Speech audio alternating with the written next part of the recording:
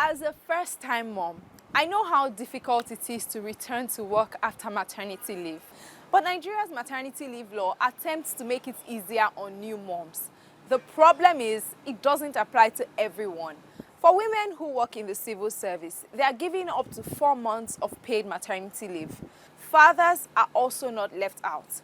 They have 10 days of parental leave within the first 2 months of the child's birth. But all these protections only apply to people that work in the civil service. And most people in Nigeria work for private companies. So a huge percentage of the population is left out. Most paid maternity leaves range from 12 weeks to 6 weeks with half a month's salary or no payment at all. Statistics show that only 1 in 5 of all new mothers return to full-time work in the first 3 years after maternity leave.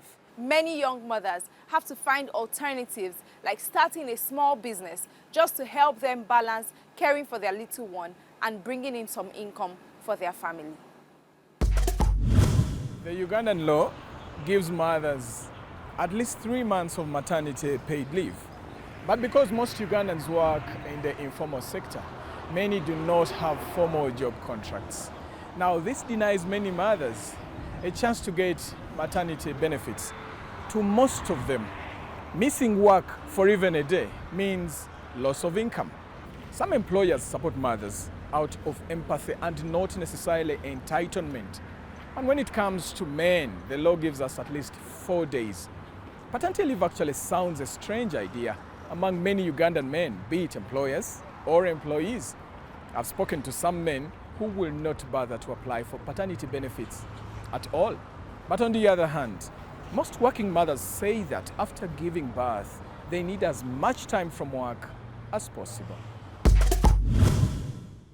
We're in a society where women are believed to be more of homemakers, caregivers, rather than career builders. Well, some women still choose to be both. The Labour Act states that one can go on maternity leave after 18 months of service. Now, this is for a 12-week period, 6 weeks before confinement and 6 weeks after confinement. But for less than 18 months of service, one can go on maternity leave, but without pay. But now, the Women's Act of 2010 stipulates that every mother can go on maternity leave for a period of 6 months without any qualifying period.